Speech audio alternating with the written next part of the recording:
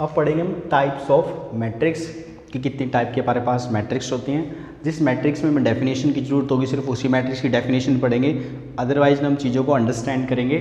सबसे पहले हमारे क्या है, रो मैट्रिक्स। रो मैट्रिक्स कौन सी मैट्रिक्स होती है? ऐसी मैट्रिक्स जिसमें केवल एक ही रो, ओनली विद वन रो, और कॉलम कितने भी हो सकते हैं। कैसे? बिल्कुल सिंपल भाषा में, ओनली विद वन रो। कैसे? जिसमें क्या हो, रो बस एक ही हो और कॉलम चाहे कितने भी सारे हो सकते हैं, 2, 4, 10, 20। जैसे साथ के साथ इस साइड में एग्जांपल समझाता जाता हूँ आपको। जैसे एग्जांपल के लिए देख लेते हैं, जैसे ए मैट्रिक्स है ये 1, 2, रो तो किसमें, इसमें एक ही है ना, और कॉलम चाहे कितने भी हो, उससे कोई दिक्कत नहीं है। एक मैट्रिक्स और देखते हैं बी, जैसे 1, 2, x, y। ये भी कैसी मैट्रिक्स है? रो, क्योंकि रो तो क्या है, इसमें एक और कॉलम कितने भी हो सकते हैं, 1 क्रॉस, ये तो 1 क्रॉस 2 है ना, और ये 1 क्रॉस 4। रो तो बस कितने हो, एक ही हो, और कॉलम चाहे कितने भी हो। जैसे ये भी रो मैट्रिक्स है, और ये भी कैसी मैट्रिक्स है, रो मैट्रिक्स, क्योंकि एक ही रो होना चाहिए, कॉलम चाहे कितने भी हो। ये देखते हैं जैसे 1, 2, x, ये क्या रो मैट्रिक्स है, एक ही रो होना चाहिए, लेकिन इसमें कितने रो हैं, देखो 1, 2, 3 इसमें क्या है, रो और कॉलम कितने हैं, 1, तो ये रो मैट्रिक्स नहीं है। तो उसके बाद हम दूसरी पढ़ेंगे कॉलम मैट्रिक्स। कॉलम मैट्रिक्स वो मैट्रिक्स होते हैं जिसमें बस एक ही कॉलम हो, only with one column, only with one column. जैसे अगर हम तीनों में से बात करें तो इसमें सिर्फ एक ही कॉलम है ना, तो ये कैसी मैट्रिक्स हैं, कॉलम मैट्रिक्स। अगर हम सिंपल भाषा में देखें, रो मैट्रिक्स वो मैट्रिक्स होती है जिसमें बस एक ही रो, और कॉलम मैट्रिक्स वो कॉलम मैट्रिक्स होती है जिसमें सिर्फ एक ही कॉलम हो। ये हमने 2 एग्जाम्पल पढ़ लिए हैं। मैंने पहले ही लिख के रख लिया है ताकि वीडियो का लेंथ कम से कम रहे। आपको रो और कॉलम मैट्रिक्स समझ आ गया होगा। रो का मतलब होता है जिसमें एक ही रो, और कॉलम का मतलब होता है जिसमें बस एक ही कॉलम हो। उसके बाद नेक्स्ट देखते हैं रेक्टेंगल मैट्रिक्स। रेक्टेंगल मैट्रिक्स से पहले रेक्टेंगल क्या होता है, जिसकी अपोजिट साइड क्या हो, इक्वल, चारों साइड इक्वल ना हो। मतलब अपोजिट साइड क्या होती हैं, इक्वल। और अगर ऐसे करेंगे तो जैसे ये रूम की बात करूँ मैं, इसकी अपोजिट ये साइड तो क्या है, इक्वल, और ये इक्वल नहीं है। रेक्टेंगल में क्या होता है, अपोजिट साइड इक्वल होती है बट सारी साइड इक्वल नहीं होती। उसी से क्या बना है, rectangle matrix. A matrix B m cross n is said to be rectangle matrix. कब? अगर रो और कॉलम इक्वल ना हो। रेक्टेंगल में भी क्या होता है, साइड्स चारों इक्वल नहीं होती। उसी तरह रो और कॉलम अगर इक्वल ना हो तो कौन सी मैट्रिक्स कहलाती है, रेक्टेंगुलर मैट्रिक्स। जैसे एग्जांपल के लिए क्या देख लेते हैं, जैसे मैट्रिक्स ली मैंने, ए मैट्रिक्स ली मैंने 1, 2, 3, 4 x, z। इसका ऑर्डर है, रो तो इसमें 2 है और कॉलम कितने हैं, 3। 2 नॉट इक्वल टू 3 के होता है ना, तो कैसी मैट्रिक्स है ये, रेक्टेंगल मैट्रिक्स है। अगर रो और कॉलम इक्वल ना हो तो वो कौन सी मैट्रिक्स कहलाती है, रेक्टेंगल मैट्रिक्स। उसके बाद आता है नेक्स्ट स्क्वायर। स्क्वायर क्या होता है, जिसकी चारों साइड क्या हो, इक्वल हो। स्क्वायर क्या होता है, जिसकी सारी साइडें क्या हो, इक्वल हो। एग्जाम्पल के लिए यहाँ देख लेते हैं, जैसे मैंने एक मैट्रिक्स ली ए, जैसे ये देखते हैं, क्या ये स्क्वायर मैट्रिक्स हैं, हाँ, इसमें एक तो रो और एक ही कॉलम है, 1 क्रॉस 1। ये तो क्या है, एक स्क्वायर मैट्रिक्स है। एक मान लो मैंने एक मैट्रिक्स और ले लिया 2, -2 x, y। ये कैसी मैट्रिक्स है, ये भी स्क्वायर मैट्रिक्स है। इसका भी ऑर्डर कितना है, 2 क्रॉस 2। ये x, y, p -1, 2, 3, 6, 7, 2, 3 क्रॉस 3। ये भी क्या है, स्क्वायर मैट्रिक्स है। कैसे? देखो m equal to n, m equal to n, m equal to n, तीनों क्या है, इक्वल हैं। इनका m इक्वल टू क्या है, n है। तो यहाँ तक आपको समझ आ गया होगा। स्पेस कम होने की वजह से रफ करना पड़ेगा आपको, कुछ नई बात सिखानी है इसमें।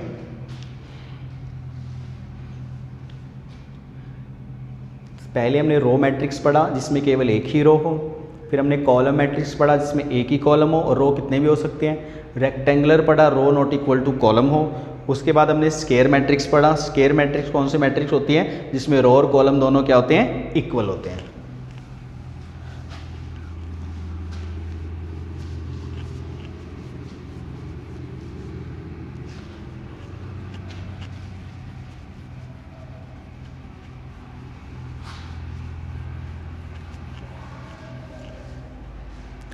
अब डायगोनल मैट्रिक्स से पहले एक नोट पढ़ेंगे हम, यहाँ पे एक नोट पढ़ेंगे डायगोनल मैट्रिक्स से पहले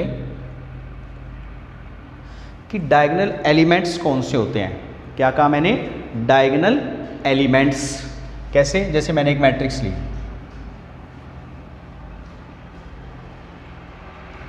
स्क्वायर मैट्रिक्स,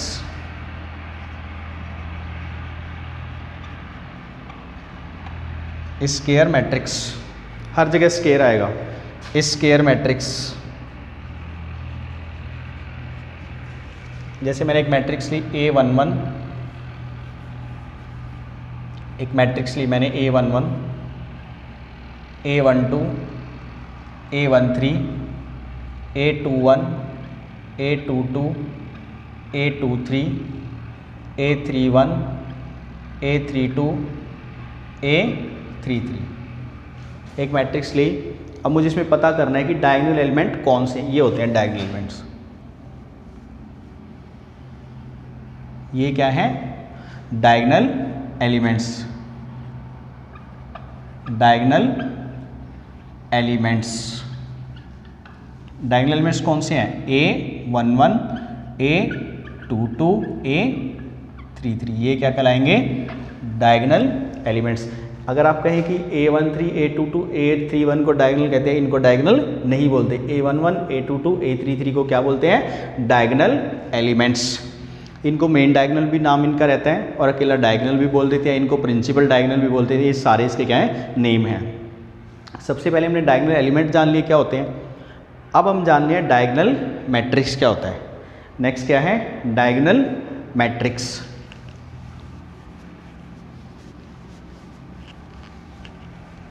अब देखते हैं डायगोनल मैट्रिक्स।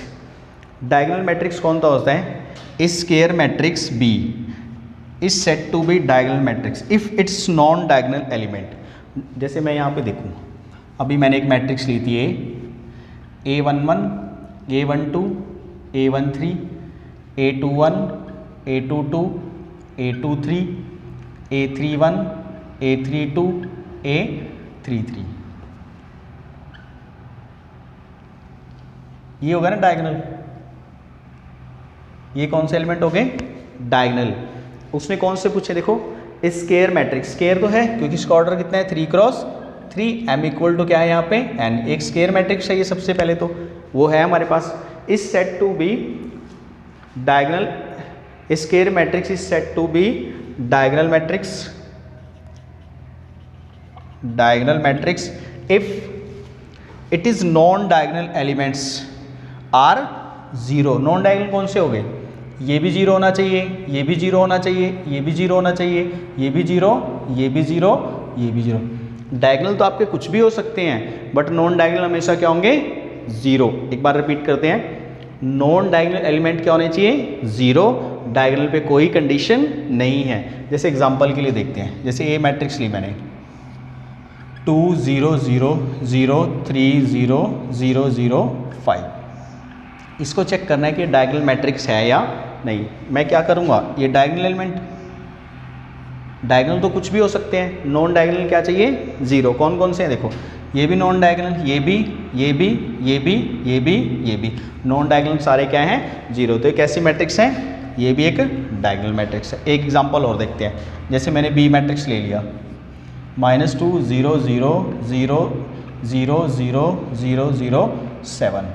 अब इसको चेक करते हैं कि ये डायगोनल है या नहीं। देखो ये होगा ना डायगोनल,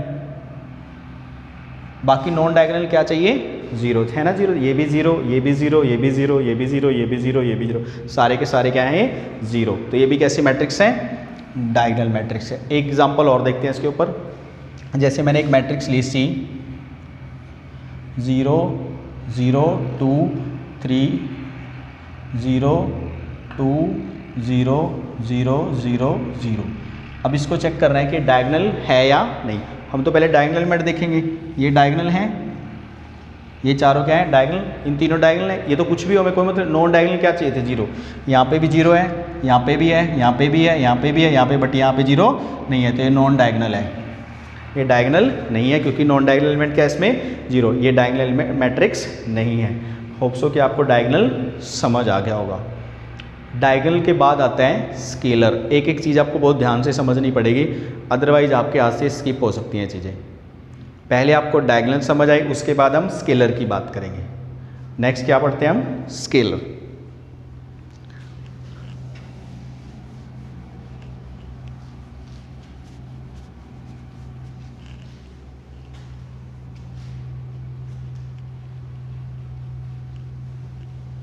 नेक्स्ट है हमारा स्केलर।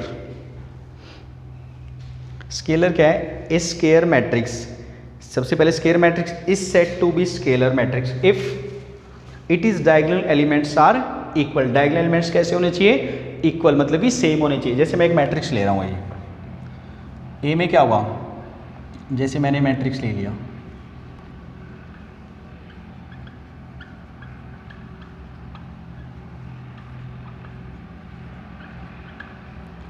सबसे पहले तो क्या होना चाहिए, डायगोनल होना चाहिए। डायगोनल का मतलब ये भी 0 होना चाहिए, ये भी 0, ये भी 0, ये भी 0, ये भी 0, बस ये क्या होना चाहिए, इससे हमें कोई मतलब नहीं। लेकिन तीनों कैसे होने चाहिए, सेम होने चाहिए। मतलब कि स्केलर बनने के लिए क्या चाहिए, a11 equal to a22 equal to a33। ऐसी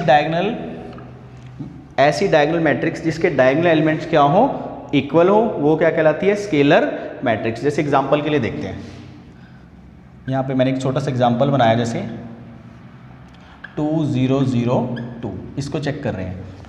स्केलर मैट्रिक्स सबसे पहले डायगोनल है, हाँ, क्योंकि नॉन डायगोनल क्या है, 0 है।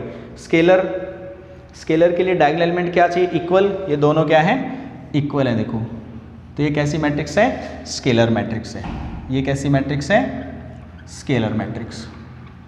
एग्जाम्पल और देखते हैं। जैसे मैंने मैट्रिक्स बी ले लिया आपके सामने, 2 0 0 3 4 0 0 2 0 0 -2। अब इसको चेक कर रहे हैं कि ये स्केलर मैट्रिक्स है। हमें क्या चाहिए, पहले डायगोनल हो। डायगोनल के लिए तो नॉन डायगोनल 0 चाहिए। ये देखो नॉन डायगोनल क्या चाहिए, 0। ये सारे 0 है ना। अब डायगोनल क्या चाहिए थे, इक्वल। क्या ये तीनों इक्वल हैं, ये तीनों इक्वल नहीं है। तो ये कैसी मैट्रिक्स है, डायगोनल मैट्रिक्स नहीं है। एक एग्जांपल और देखते हैं।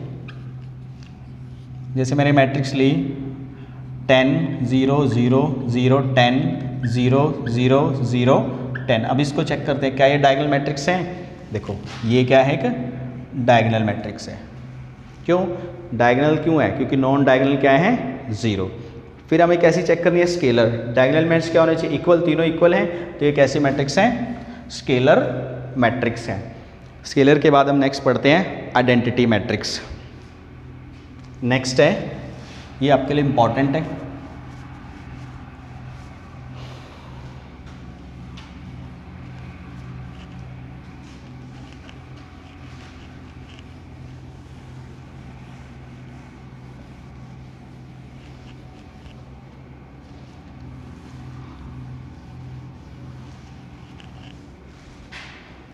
क्या है, आइडेंटिटी। ये बड़ी बार यूज होगी, इसको इंपॉर्टेंट लिखना। Identity matrix.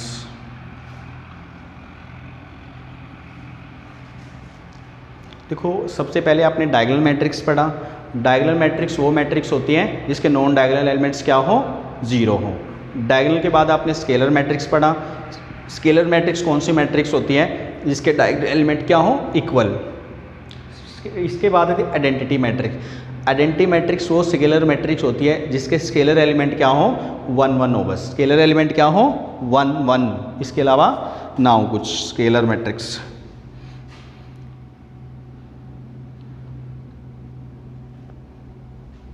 देखो कैसे, एग्जाम्पल से समझ लेते हैं। जैसे स्केलर होनी चाहिए, जैसे मैंने लिखा 1 0 0 1। ये कैसे होने चाहिए? सबसे पहले डायगोनल हो। डायगोनल कौन सी होती है? नॉन डायगोनल एलिमेंट क्या होने चाहिए उसके? 0। डायगोनल के बाद क्या हो? स्केलर। स्केलर में दोनों एलिमेंट क्या होने चाहिए? इक्वल। स्केलर के बाद आइडेंटिटी, जो ये डायगोनल एलिमेंट है ये क्या होना चाहिए? 1। ऐसे समझते हैं इसको। जैसे आपके पास ए मैट्रिक्स है, ये A11 0 0 0 A22 A22 0 0 0 A33, ये डायगोनल भी है।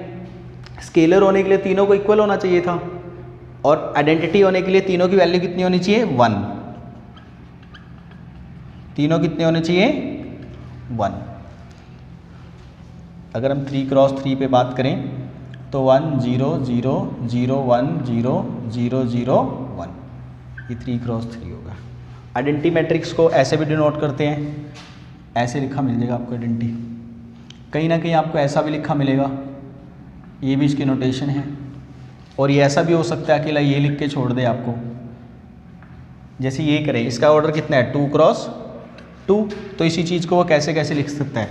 अकेला ऐसे ही लिख देगा, और या वो ऐसे भी लिख सकता है, और या वो ऐसे भी लिख सकता है। ये क्या इसकी नोटेशन? इसका मतलब 2 क्रॉस 2। और ये कितने ऑर्डर की है? 3 क्रॉस 3। अकेला ऐसे भी लिख सकता है, और अकेला ऐसे भी लिख सकता है, और सिंपली ऐसे भी लिख सकता है। ये हमारी आइडेंटिटी मैट्रिक्स। आइडेंटिटी के बाद हमारी लास्ट मैट्रिक्स आती है जीरो मैट्रिक्स।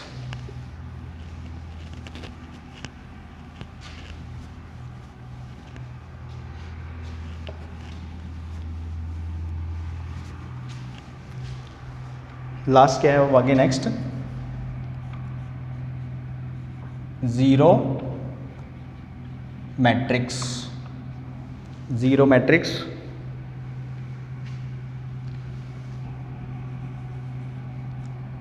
जीरो मैट्रिक्स क्या होती है? सबसे पहले वो डायगोनल होनी चाहिए, स्केलर होनी चाहिए, ये सिंपल बात करें सारे एलिमेंट इस स्केयर मैट्रिक्स में अगर सारे एलिमेंट क्या हो? जीरो हो, तो वो कैसी मैट्रिक्स कहलाती हैं? Zero matrix. जैसे ये बात करें, ये कैसी मैट्रिक्स है? जीरो मैट्रिक्स, लेकिन स्केयर होनी चाहिए। जैसे ए है, ये मान लो ये बी मैट्रिक्स है, ऑल एलिमेंट्स कैसे हो? जीरो, और मैट्रिक्स क्या हो? स्केलर। इसको डिनोट कैसे करते हैं? डिनोटेड।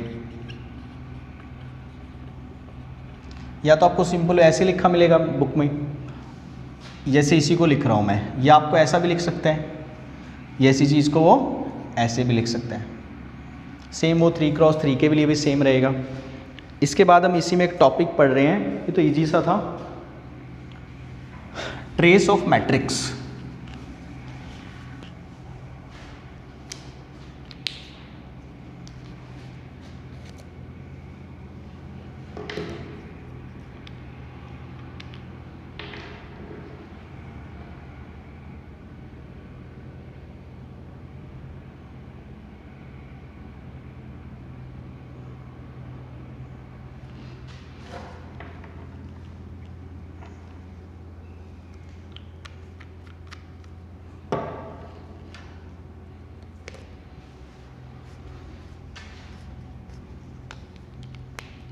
क्या है?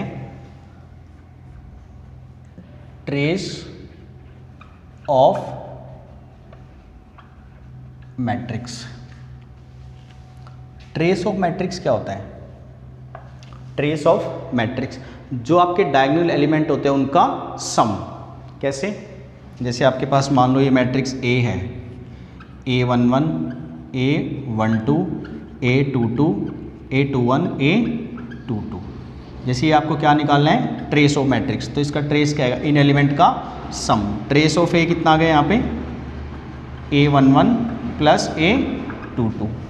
जैसे मान लो आपके पास एक बी मैट्रिक्स है, A11 A12 A13 A21 A22 A23 A31 A32 A33। तो ये क्या आपका? इन सब का सम। ट्रेस ऑफ बी क्या आएगा? ट्रेस ऑफ बी क्या होगा? A11 plus A22 plus A33। ये trace of matrix, sum of diagonal elements, sum of diagonal elements. Diagonal का क्या होता है? सम। वो क्या कहलाता है? Trace of matrix. अगर हम डेट इज करके देखें, जैसे ट्रेस ऑफ ए, 3 क्रॉस 3 का क्या बना था? A11 plus A22 plus A33, वैसे ये n तक होगा, एंड सॉन प्लस ANN। हमारा कोर्स तो सिर्फ 3 क्रॉस 3 तक ही है। इस पर एक छोटा सा एग्जांपल देख लेते हैं। जैसे एग्जांपल है, A मैट्रिक्स दे दिया आपको, ये 3 4 5 10 6 2 9 3 3। इसका क्या निकालना है? ट्रेस। ट्रेस को डिनोट करते हैं सिंबल से। ट्रेस ऑफ ए कैसे निकलेगा? डायगोनल का सम। डायगोनल क्या है? ये सब है ना, 3 प्लस 6 प्लस 3। तो ट्रेस ऑफ ए कितना आ गया आपका? ये आ गया आपका 12। बहुत सिंपल सा टॉपिक है। अगर आपको ऑब्जेक्टिव में क्वेश्चन बन जाता है तो आपसे नहीं होगा फिर, अगर आपने नहीं पढ़ा होगा तो इसलिए मैंने आपको पढ़ा दिया ये। अब एक एग्जाम्पल और लगा लेते हैं छोटा सा, यहीं पे एग्जाम्पल देख लेते हैं। आप इसको नोट कर लीजिए, ये एग्जाम्पल है, इसको मैं रफ कर देता हूँ, फिर यहाँ पे एग्जाम्पल करते हैं। अभी एग्जाम्पल देखते हैं, एक और example. Find the value of x if trace of a is equal to 5 where a क्या दे रखा आपको? 2 0 3 4 x 6 2 0 6 क्या है? Find the value of x, x की वैल्यू निकालिए आप। If trace of a is equal to 5, जिसमें a का ट्रेस कितना है? 5, वेयर, और a किस तरह से? ये ट्रेस ऑफ a क्या होता है? हम पहले ट्रेस ऑफ a निकाल लेंगे। ट्रेस ऑफ a कितना है? डायगोनल का सम। ये क्या आपके डायगोनल है ना, 2 प्लस x प्लस 6, और ट्रेस ऑफ a आपको दे कितना रखा है? 5, तो इसकी वैल्यू 5 पुट कर देते हैं। तो 2 प्लस 6 7 प्लस x प्लस का 7 इधर आके माइनस का, तो यहाँ से x कितना आ गया? -2। ये एक सिंपल सा क्वेश्चन था आपके लिए। तो हमारी फर्स्ट एक्सरसाइज का इंट्रोडक्शन कंप्लीट हो गया है। अब नेक्स्ट वीडियो लेक्चर में हम फर्स्ट एक्सरसाइज को सॉल्व करेंगे। क्या किया है मैंने? एनसीईआरटी एग्जाम्पलर को, आरडी शर्मा को, जहाँ तक बोर्ड अप्रोच कर सकता है मैंने सारे के सारे पोर्शन को कवर कर दिया है।